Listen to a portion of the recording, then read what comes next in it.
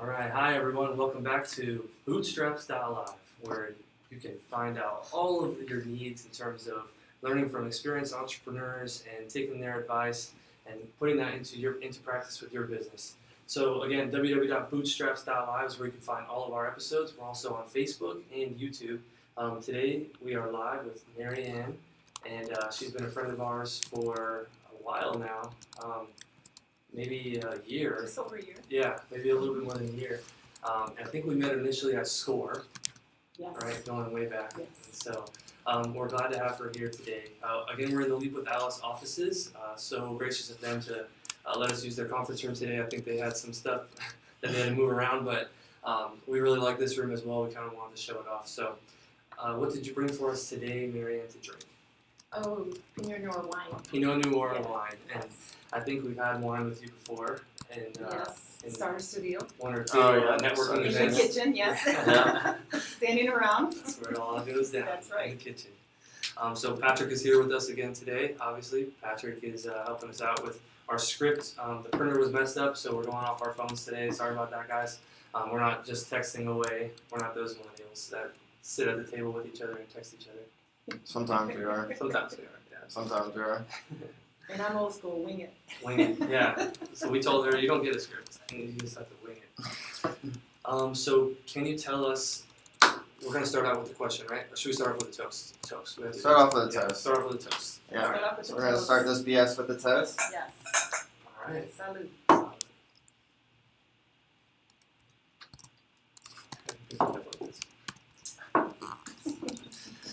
So what was the question, Patrick?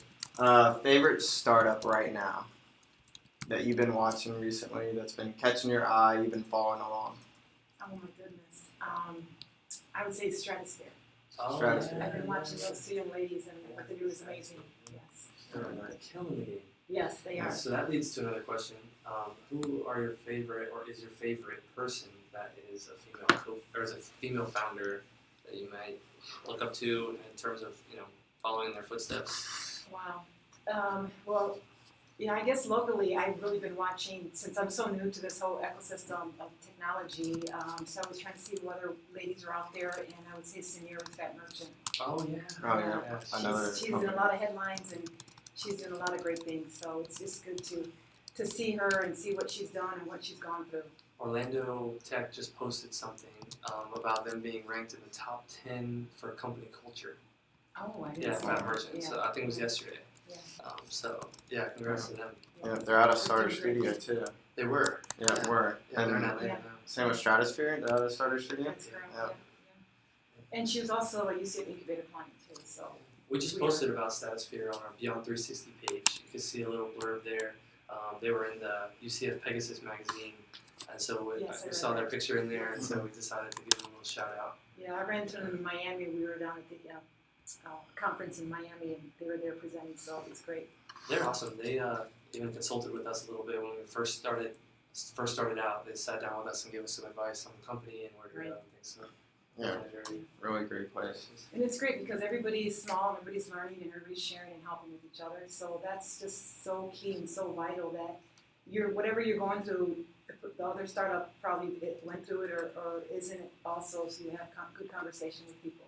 awesome. Get good insights. That's what's really important. I'm glad you said that. Kind of echoes some of the things that we talked about in other episodes. Yeah, all the time, all the time. So let's start off a little bit about you and your background. I've been in Orlando 23 years, transferred my husband's job several places, stayed here, had my daughter here. I've been a lifelong entrepreneur. I've had several businesses. Some were great, some weren't so great. I sold some of them. But they were mostly all in the food industry and restaurants, catering. One of my favorite I used to places. be a restaurant consultant. Actually, you said you came to one of my restaurants. I had a restaurant on campus for 6 years at UCF, takeout taco stand. So I've always been an entrepreneur since I was a little girl. And I tell everybody when I retire, because I'm an avid gardener, so I said when I retire, I'll probably be a little old lady at the farmer's market selling my tomatoes and cucumbers. So it's just something I love doing. I'm so passionate about it, whatever I take on. Mm-hmm. I call it bartender. Like a bartender, but a garden tender. Bartender. Gartender, I've never heard that one. Oh, okay, never mind then. Bartender life. So can you think back of like a story that sparked your interest in entrepreneurship that led to you, doing all these ventures? Honestly, no. I mean, it's ever since I was little. I mean, I used to do garage sales in the summertime as a 10-year-old.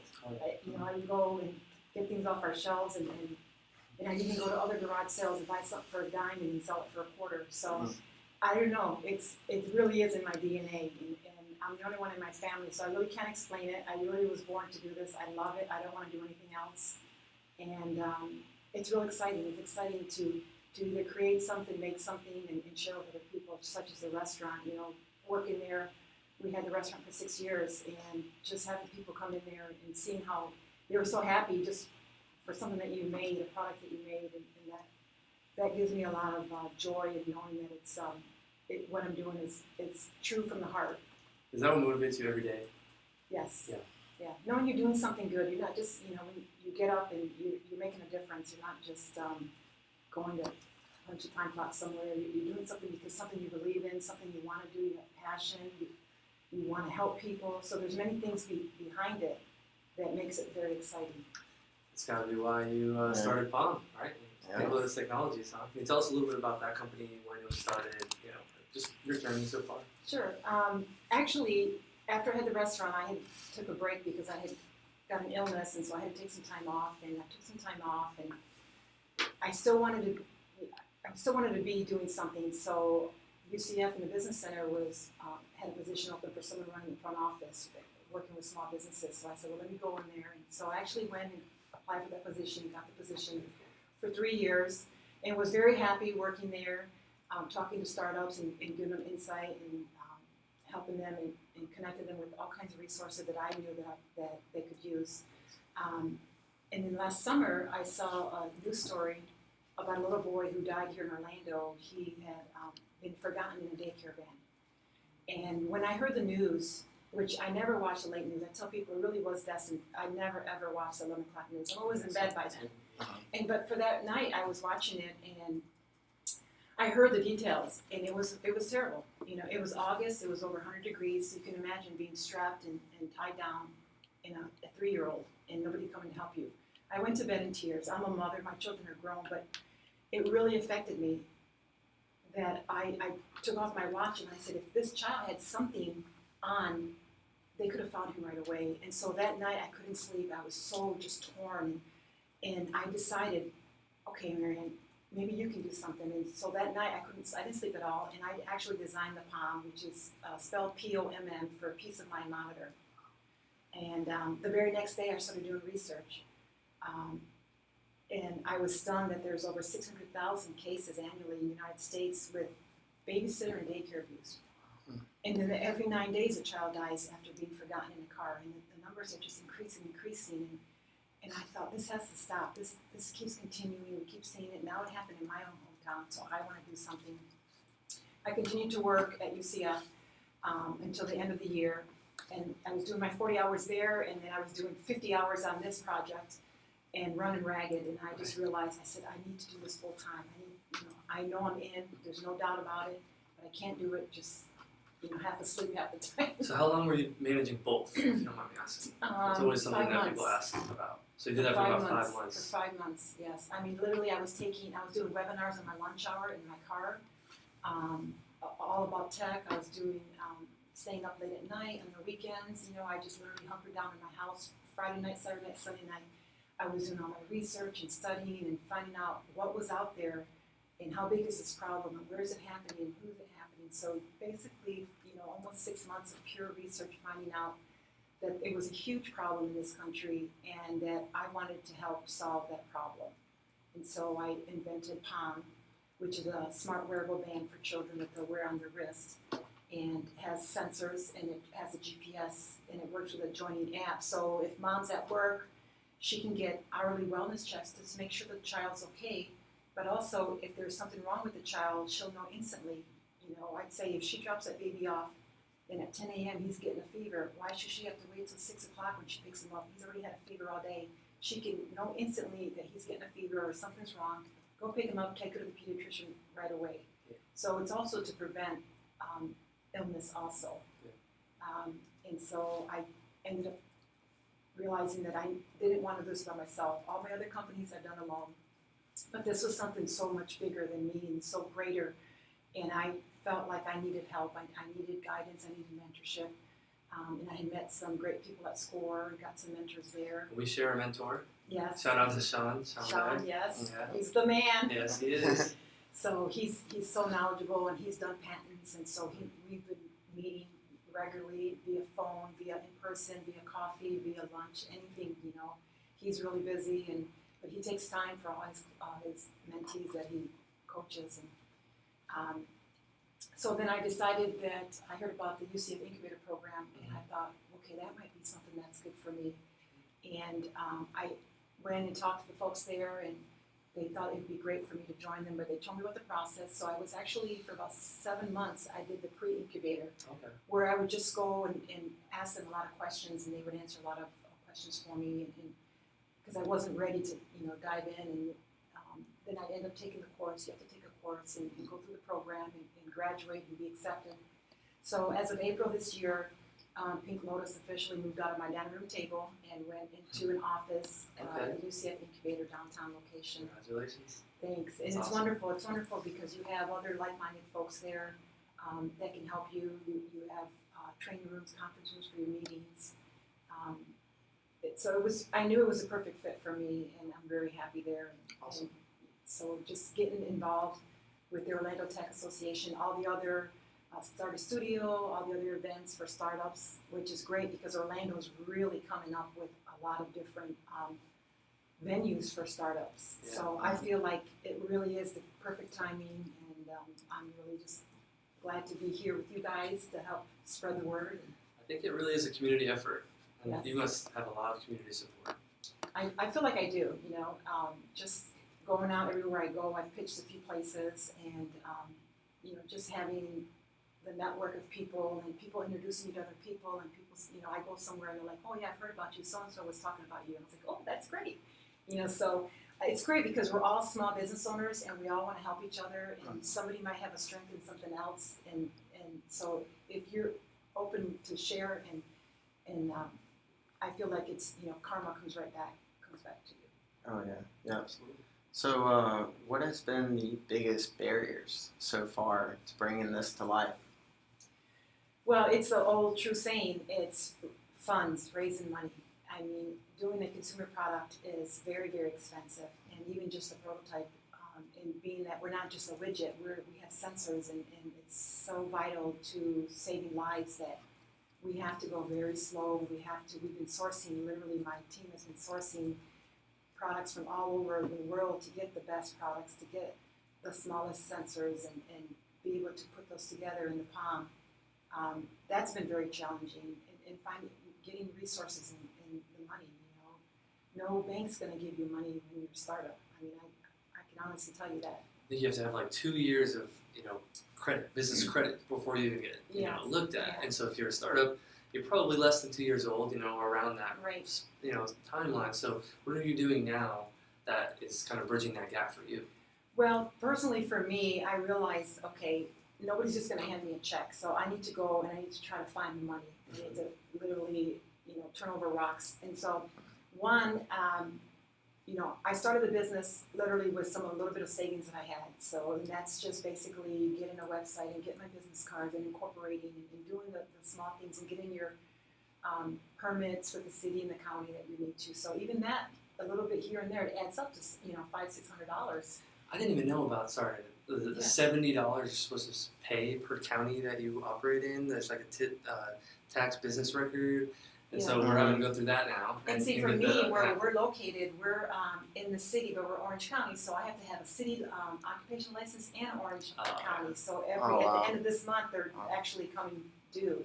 Yeah, I so think we're in the same it's kind process. of double, So those little expenses add up. Oh, yeah. So I did all that pretty much self-funding, and then I had a very small property that I had as an investment that, not knowing, I bought it like 5 years ago, just to buy it and as an investment, and then I realized, okay, you're going to have to sell that, and so it took me about a month to sell it, and I sold it, and so that helped me continue to the point where I'm at today. Great.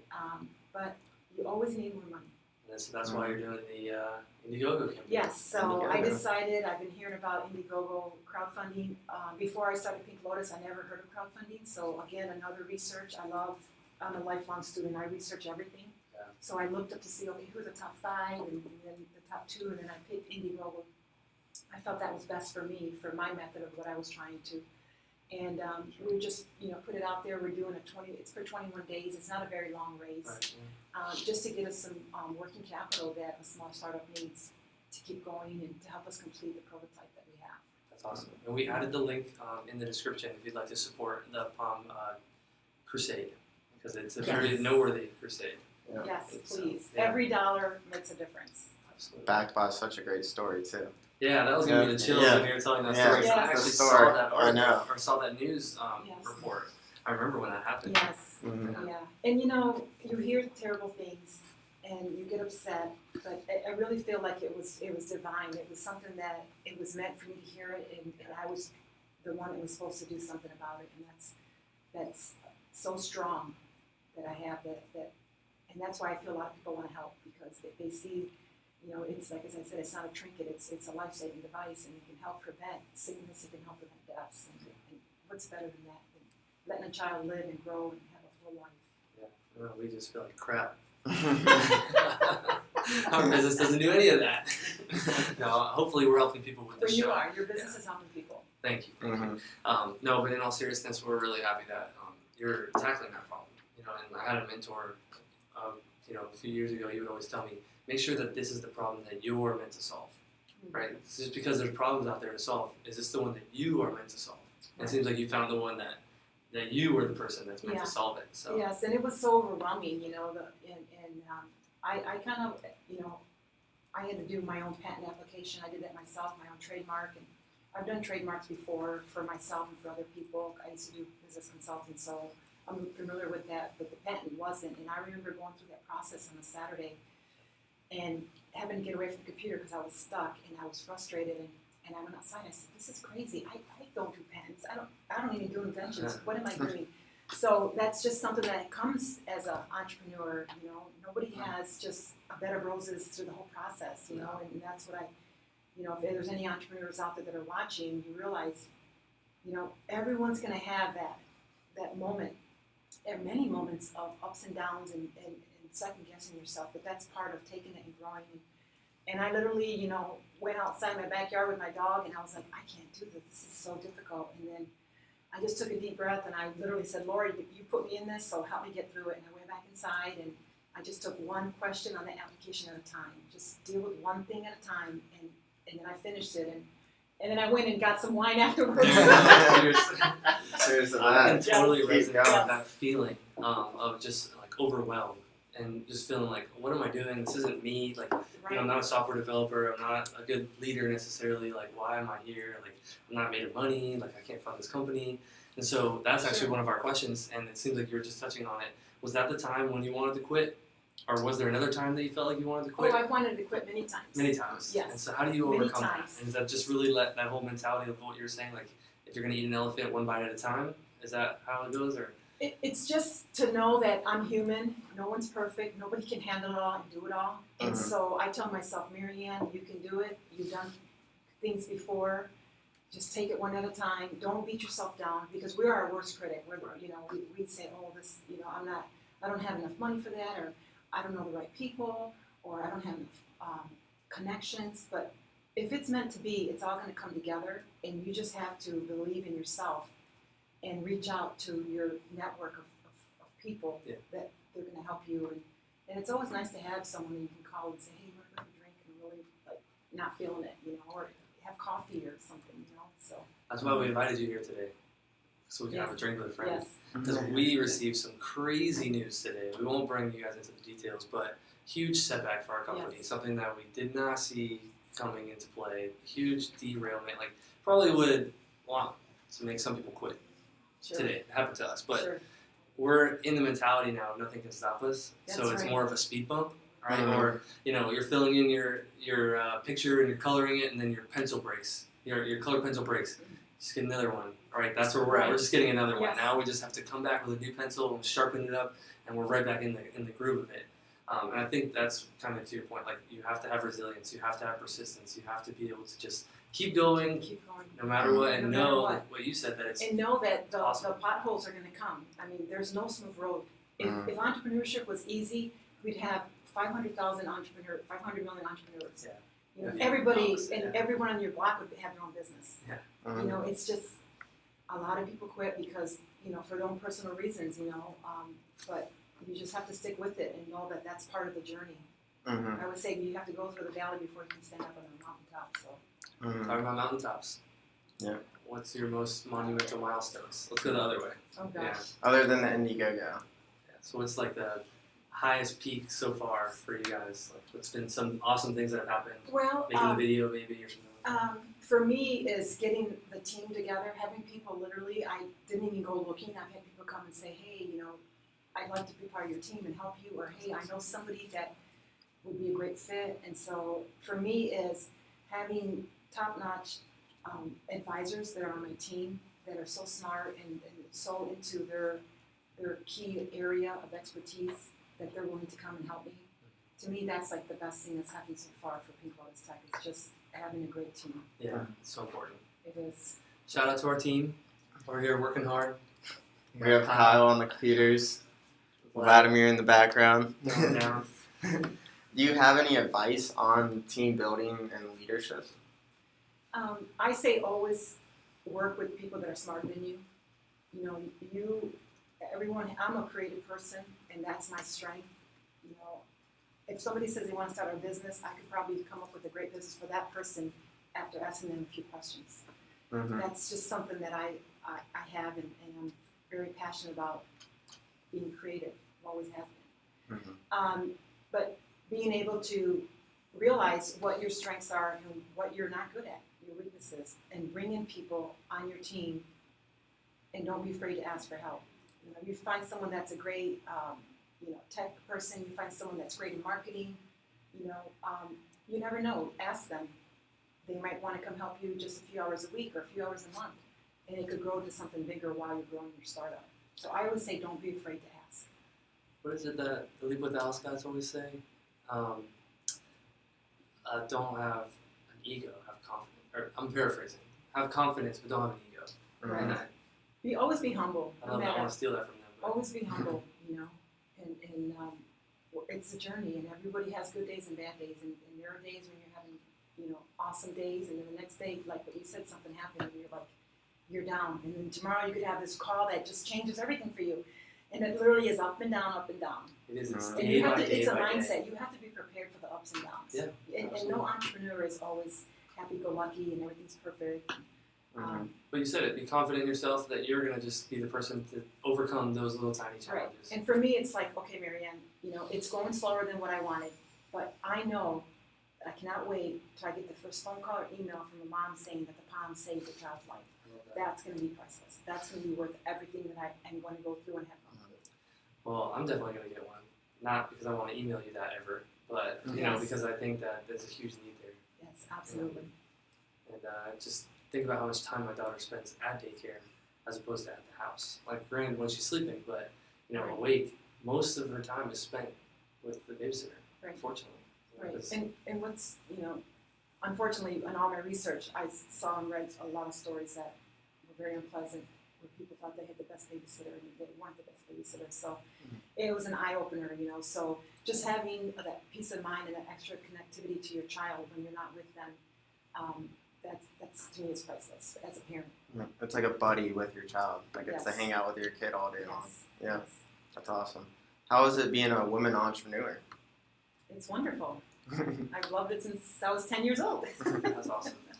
Have you noticed any differences that you can say, that you can point out, that you think that you could relay any information to other women entrepreneurs of how to tackle anything like that? Any challenges? If there aren't any, that's great. But we're just curious. Oh no, there's always challenges.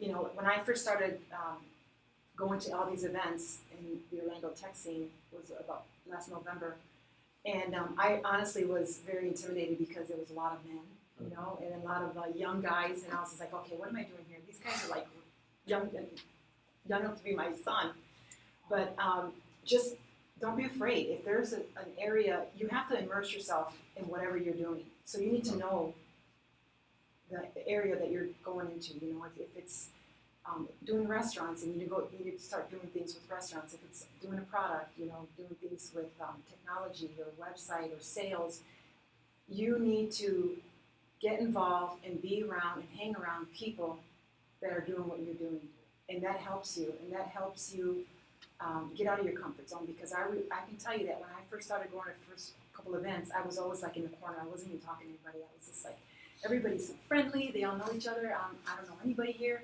Now I can confidently go to any event, and I usually know a few people, and that makes me feel good. But it took you a couple tries. It took me a couple times, you know, and I realized it's going to get better like anything else. You have to be out there. You have to put yourself out there. You have to meet people. You know, a lot of people are shy. I think women are a lot shyer than men when it comes to that. But just, you know, getting out there and it's okay to have fears and worries, but I'd say, any lady, just go for it.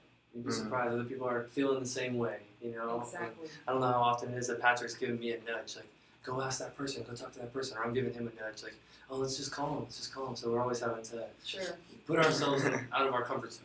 You know, I think that was the main thing that I took away from that, because it's true. You know, and it's you're funny, constantly uncomfortable. you just smile at somebody across the room, and right there you made a connection, you know?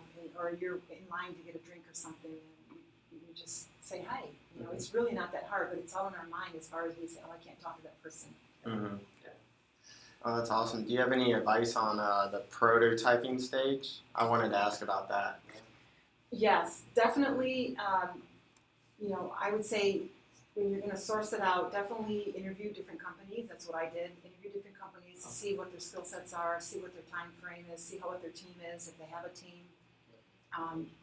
And most importantly, see what other jobs that they have, because you don't want to pick a team that they're up in their neck with another big project and you're going to be in the back burner. Yeah. Unless you have plenty of time and you're not worried about it, but just you know, interviewing different teams and trying to have good communication to find out, you know, what you want exactly, how you want the prototype to be.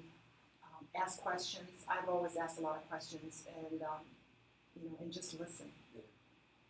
Did they give you any types of performance indicators that you thought were the most important out of, like, when you were doing your shopping? Like, I know you mentioned a few, but which ones were like the most important? Like, well, I can tell you there was one. I'm not going to say the name, but there was one company I went to, and you know, he was very arrogant and very cocky, and kind of, you know, looked down at, you know, women in tech, you know. And right away, I was almost going to get up and walk out of there, but I was just like, okay, this guy is not going to do my prototype, you know. And the people that I have right now, they're fantastic, you know, and always there and answering any questions that I have and communicating. And they're a startup also, so I felt like I didn't want to go for someone that I felt like I was not going to be important. You know, if they've got all these giant clients and I have a little project for them, you know, I want to be important to them just like they are treating their big clients. Yeah. So I feel like it's really important to make sure who you're going to go into a contract with when you do a prototype. It's so funny because it's not always about price. You know, sometimes just having the right relationship is so much more valuable to the whole, you know, end product and end goal. Even on the other side of that, I was thinking when you're talking to your customers, you want to be that person for them. You know, you want to be that person that they can come to and that they trust and that they know, and that they don't think that they're just another number, that type of thing. So yeah, I think the relationship in business is really important. Yeah. And you have to be able to trust these people that you're working with. You know, you can be working with them for 6 months, 9 months, even a year. Yeah. So there needs to be that you need to feel comfortable and know that they're answering your calls and your emails and you know, and that they have to be patient with you. That's like for me, I told everybody, listen, I've never done this before. Invention is brand new, tech is new to me. I don't know anything about PC boards, I don't know anything about prototyping and 3D printing machines, but I want you to explain to me how it's going to work in the process so I can learn as it's going, so I know what's happening with my project, because it's my project at the end of the day. You know, like Sean says, you're the orchestra conductor, you know, he likes to say that. But it's true, because you have to, again, get out of your comfort zone, and you have your vision of your product, and it's very hard to try to tell somebody what your vision is, you know. But if you work with them side by side, you tweak it, and then finally it's going to be the end product that you want. Yeah, it really is like a partnership, even with other companies. Like a lot of people take out that human element. They think, oh, I'm giving this person money, that's it. I mean, it's not robots, you know, like it doesn't work that way. Right, and about money, I'd like to say this, is that for me, I've always been very comfortable, and I do this in my home, you know, when I hire contractors in my home, you know, you don't ever pay anybody up front for everything that you want, you know. You can pay in payments. A down payment to get the work started when you're at your halfway point and everything's great, you get another payment. Unfortunately, I've ran into a lot of women who drop, you know, $50,000, $60,000 at the very beginning, and 6 months later they still just had like drawings and there no was carrot. there was right. there was no timelines, there was no phases. I would say do it in phases, you know, pay as you go for phases because things could happen, you know. So that would be my number one advice for anyone, women or man, that's starting a project is to do it in phases, you know, and not put so much into it that you have no money left because you put it all into this and now you can't even have operations. Oh, and I only say that because people have told me they've done that. And that can be a red flag if you see a company that won't accept terms like that. It means they don't have enough cash in their own bank Right. to supplement their income while the project is moving. Right, So you're they're paying gonna, their rent basically yeah, for their and fancy so office or they something. might be a fly-by-night type of company. So Sure. someone who's more established, they're going to be able to foot the bill for X amount of months before they need a down payment, like you mentioned. Sure, So, and you know, in sourcing out, you know, I did see companies, as they said, they only dealt with companies that were 5 years in, and that's okay, that's their choice. They don't want to have to deal with small businesses, but there's tons of companies that want to work with small businesses because they themselves may still be a small business, and so they're willing to work with you, a flexible payment plan. Right. So that's really important, especially as a startup. Mm-hmm. You need every dollar that you have, and you have to spread it out evenly. Mm-hmm. Have you made any pivots through doing this prototype or bringing the POMM device to life, or just in business general, this venture? Yes, we had a first pivot. We were actually going to do our app, a full-blown app, which is very, very expensive, over $100,000, just to start. And you know, as I got with my team, and we had brought in a new team member, and she says to me, you know, a lot of people aren't doing their apps full-blown until they get the first seed money, and that's where you do it, you know, because a lot of startups, whatever you have in the bank, it's got to go to just keep the lights on and everything else, so you don't want to put all your money into that. And so we were focused on doing the app, how it's so important you have to have the app, you know, working with it. And that was just like an awakening. I was like, I don't have to have it, you know. And so she was explaining to me, she has other clients, she says, they're not doing the app, you know, you can do a prototype app. And I was like, oh, I didn't even know that. So that was like the biggest pivot we've had so far is stopping and, whoa, wait a minute, we're not going to go this route, we're going to do something else. But thank God that she did that and steered us in the right direction. You know, so right now the app is on the back burner. It's not the number one priority. The number one priority is the working prototype. And that came from just reaching out for advice, you know, and you know, consulting as many people as you can, getting as much feedback as you could, Right. and people are generally willing to help. Right, absolutely. Yeah. But that's so cool that you guys were able to save all that money and time and Yes. energy, because you guys could still be trying to develop the app right now. Right. And now you're doing a funding campaign that's probably going to help pay for some of that. Yes. So Yes. that's awesome. Yeah, so there's a lot of lessons to be learned in entrepreneurship. You have to be willing to accept them, and you know, and so, you know, as the CEO, I say, okay, I was about to make that big mistake, but luckily I didn't. You know, eventually I will have to do the app, but that's not right now. So you have to do what's prioritized. You have to do what's number one right now, what's number two, number three. So I thought that was number one, and that went back down to number 10. You know, so that stress is not there right now, which is great. I've got other stress. There's always going to be stress. Yeah. And I remember you said that you went through iCore, correct? Yes. Yeah, because talk about pivoting, a lot of pivoting goes through customer discovery.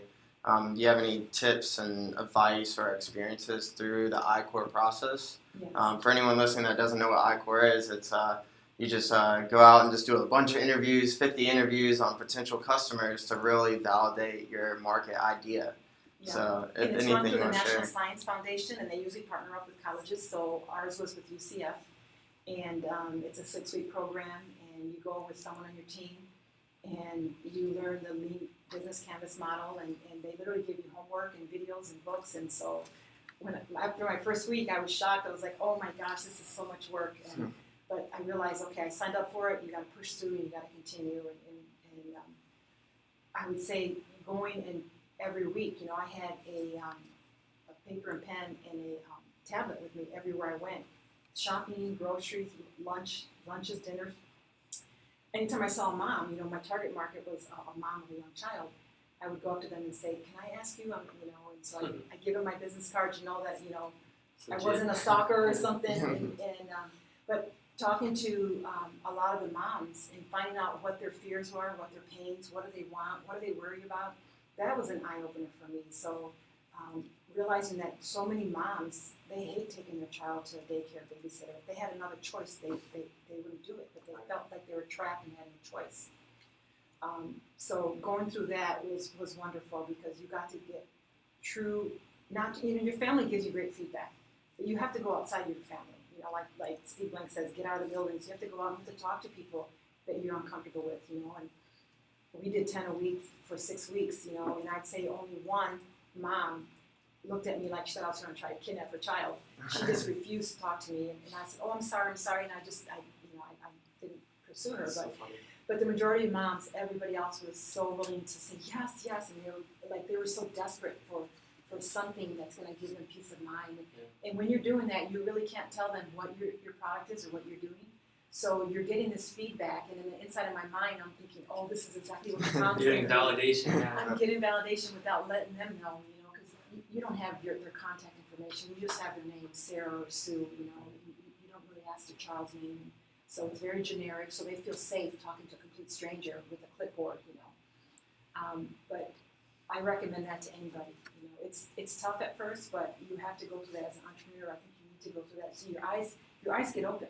And then they have all the coaches, mentors there that stick it right to you. You have to do every week you got to get up in the front of everybody in the class and do your presentation and talk about what you came about that week. And but I just feel like it makes you a stronger entrepreneur. It does. I think it helped us to really focus on our customer's problem. Yes. Even though we thought we had a cool product, we now are doing things for our customers specifically. So all of our marketing and sales and product development is all focused on solving this one problem for this one person, Right. And everything else is secondary. Right. And so that's what we probably got most out of that, and that comes with doing these interviews and discovering these, what they were telling you. I dislike having no choice in bringing my child to a daycare. Right. Now, when you do your marketing, you say, I give you a choice. I'm going to give you that choice, and you're speaking directly to what they told you, so that's what they think and how they. And so it's just such a great exercise. And that's why it's important that you're solving a problem for the customer. Because why are you in business? You're in business to do a service or product for a customer. Without customers, you have no business. Right. So if you can't go and say, well, I want to do it this way, I want to do it my way. You have to listen to the feedback of your customers, and always, even once you're up and running, don't ever lose sight of that. And I think, if not yearly, do some type of, if you hire someone to go out and do it for you, get more validation, go out and, I remember a long time ago, there used to be people with clipboards in the malls, and they were doing surveys, and they'd give you a subway card, or they'd give you $5 in cash, for a 10-minute survey. But back then, I answered a few, but I never realized how important it was to the company that was doing that. Right. And now that I was on the other end, I really appreciated it, and I realized there was so much, having true feedback, unbiased, is the best that you can get. Yeah, absolutely. So where'd the name POMM come from? Did it come through iCore or? No. Literally, about the second day when I decided to do that, it stands for Peace of Mind Monitor.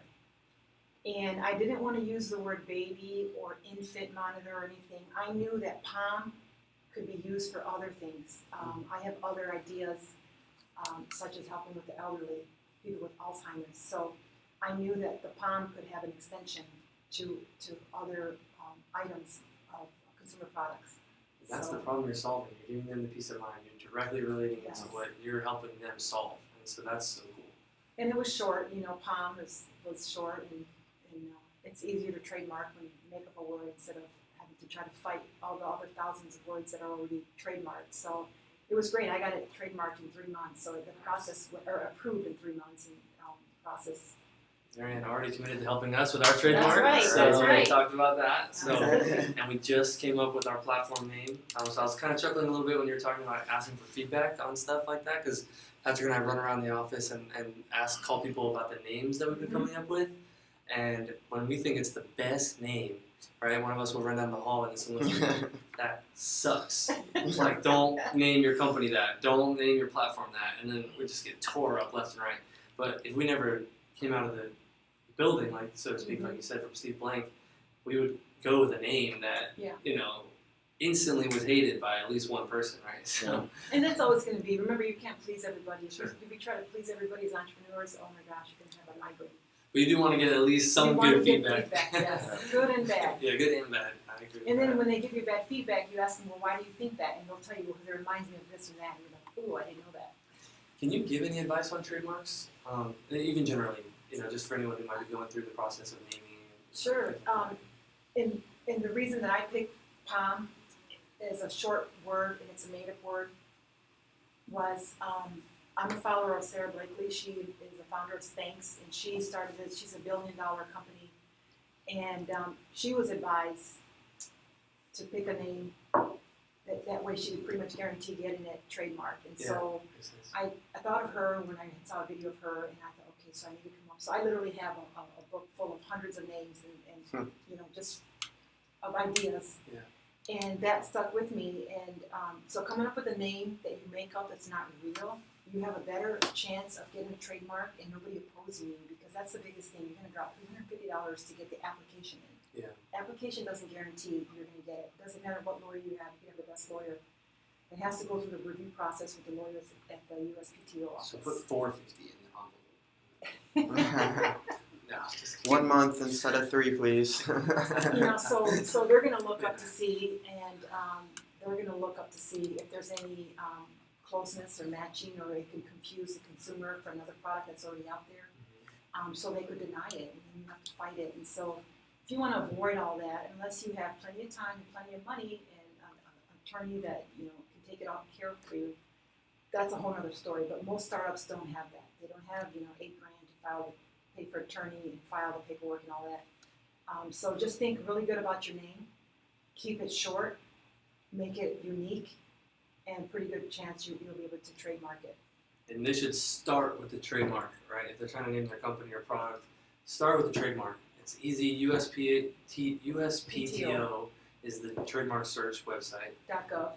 .gov, yeah. So go on the website, just do a quick search. I mean, if it's 6 companies on there that are all using it, you'll probably find one that's in your industry. Right. Just go to the next name, like, because even if you get the .com for what you're doing, you're not going to get the trademark, and you're going to be infringing on someone else's trademark. They're going to get your .com, right? Then they're going to get the name, and then you just wasted all your time and energy and money. And I've actually had to do a cease and desist on someone else on one of my other trademarks. I've owned like 4 or 5 trademarks, and somebody in another state was trying to use it, and I did a cease and desist letter, and they stopped using it. And you made that letter yourself. I made the letter myself. That's so awesome. Yeah. And so, you know, just, it's legit, you know, and sometimes you have to take things, you know, do it yourself. Other times, you know, you can hire the right people. Yeah. But don't be afraid to try things, you know. Yeah, we're super resourceful, and I think that goes to that point. Yeah, like with our documents, our like employee agreement, operating agreements, we tried to make them ourselves before we ever took them to a lawyer, because if this is another piece of advice, if you go to a lawyer, they're gonna charge you to create the document, right? So 3 hours, let's just say, for them to create the document.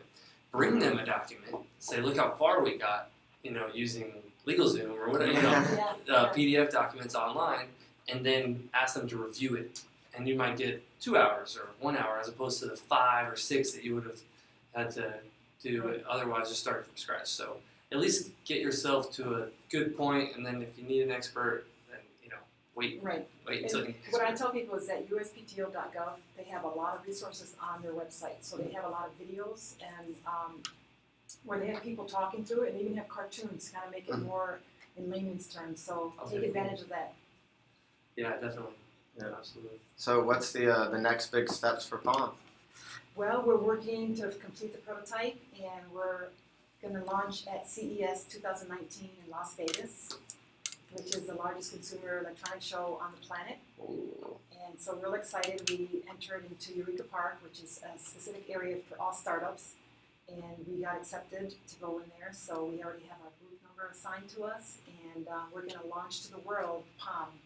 And our main goal there is that we want to get our first Series A there, so to take us to manufacturing. So it's all in baby steps. Right now we're working on getting the prototype completed and the testing, and then the CES and get some great sponsors there, partnerships to start manufacturing. Nice. So you kind of put big milestones, and then obviously you just have to fill in the gaps Yes. to get to there. Yeah. Step by step, and you'll get there. Stay disciplined, the That's- day to day. Is that what Sean says? North Star. Find your North Star, and then Your yeah, GPS your Yeah, GPS. GPS. Yeah. to the next step. Well, any quick advice on mentors, advisors? There's a lot out there, and just find someone that you connect with. Yeah. Male or female. And it doesn't matter if they're younger than you or older than you. There's people that have a lot of great experience, and if they're doing it from their heart, not to charge you, Mhm. that's a wonderful thing. So get yourself surrounded with mentors, absolutely. Any advice on like getting advice or listening to all of it and only using some, or do you have any stories of any bad advisors or any of that? No, I don't have any sort of any bad advisors, but you just have to remember that at the end of the day, you're the CEO and you have to make a decision. So you're getting advised on different things, and you have to make a decision. And just take it, and you don't have to make changes because your advisor says it makes a change or do something different. At the end of the day, you're the one that's steering it. But be open to all the suggestions that they have, and take advantage of it. That is the hardest thing to I do. know. Because you think, I know what I should do, right? And then you hear 5 people tell you 5 different options. Right. And then you're like, okay, I probably don't think that mine is the right one, right? So now let me go to these other 5 and then start to evaluate those, and then you become in a place of paralysis by analysis too, where Right. you're like, okay, which one is the best, because they all kind of seem okay, and they all kind of seem Right. like they have different pros and cons, but it's okay. It's okay, Yeah. and it's okay to reflect back and think of all the different insights you got from 3 different people on the same subject, and you could have 3 different, like you say, 3 different responses. But think hard for each one that you got, and then you make a decision and you live with it and don't regret it. Yeah, and look for patterns. That's one thing I do is if 3 people out of 5 tell me something, and I'm part of the minority, I'll probably go with the majority consensus unless I feel really strongly about something, And of course, like we all have group discussions about everything. We try to be team effort on everything. That's the way that we want to grow our company. But if anyone's out there, thinking about that and wondering about that, please, drop us a line on Facebook in the description or comment. Any questions you guys have? Yep. Let's ask Kyle. Are there any questions? No. We need more people to show up live for the show, guys. We love that everyone watches the show on their own time. We appreciate all of our loyal followers. We have had some mix-ups with the videos, if you guys have been noticing, but all that's in the past. We re-uploaded a lot of them, so they're all edited up. You can also find them on our YouTube channel. Yeah. And how can listeners help you? They can help support our crowdfunding. We only have about 5 days left, and that's Indiegogo.com. And in the search engine, you can type POMM, P-O-M-M, and we'll come right up there. And the link is in the description. And the link is there also. And even if you can't help, just share on your social media. That's a big way to help and let people know. Right. Yeah, that's true. Their news feed can be an avenue to reach people that may want to invest or may have that same need. Right? Absolutely. Yeah, absolutely. And where can people find you on social? We're POMM Connect for Facebook, POMM Connect for Twitter, POMM Connect for Instagram. Awesome. We'll have to, everyone follow her, support her cause, her great journey, such a great entrepreneur. And we'll kind of wrap it up here. We'll do an update with you in 6 to 8 weeks. We're excited. Yes. And me and Spencer tonight will be at OTAB, Orlando Second Beer. I'm going to wear this, I think, every month on the same day as the event. But yeah, come check us out. Tech and Beers Orlando is tonight. What's it called? The Mez? The Mez above the Abbey. Yeah, downtown. so if you were there last month, it's right upstairs. It's right downtown next to Stubborn Mule restaurant-ish over there. Yeah, in that area, yep. But go on their page. We put it in the description. Mm-hmm. And Spencer and I have a big announcement. We have a new name coming up, so follow us for that as well and keep in touch. And then as well as please invite everyone to like our page, share the post, you share Marianne's post as well as give us some feedback, leave a comment, hey, I got a question, keep watching live. Patrick's cute. Yeah. All you ladies out there, single Yep. guy ready. Yep, and then also next week, our good friends at Leap with Alice, we have a great update, some exciting news coming out with them that happened this week with them. We're super excited for them, as well as click the follow button for notifications from us, as well as reach our website, BootStraps.LIVE. Yep. And that's pretty much it. Dude, Yeah. killed it. Killed it. Yeah. Yeah, Killed it. awesome. And Thank you Marianne? so much. Thank you for having us, Absolutely. or thank you for coming. Yes. We're gonna drink the rest of this bottle of wine. Yep. Just kidding. Cheers again. Cheers again. Well, thank you. Ooh. Cool. So is it off? Yeah. Okay. So thanks. That was Oh, awesome. was it good? Yeah, we went into so many different topics. I loved Yeah. it, and it was so awesome because you went right through our list of questions. Like just like you said would happen. You were like, "What if we run out of topics?" And you nailed 3 of them right at the beginning. You talked about the incubator. You talked about the trademarks. I was like, "Oh my No, God." that was so. It was so good, though. It was so It was good. informational. Yeah. Because you were able to give such great direct Is it done? responses OBS and everything? advice. You did both.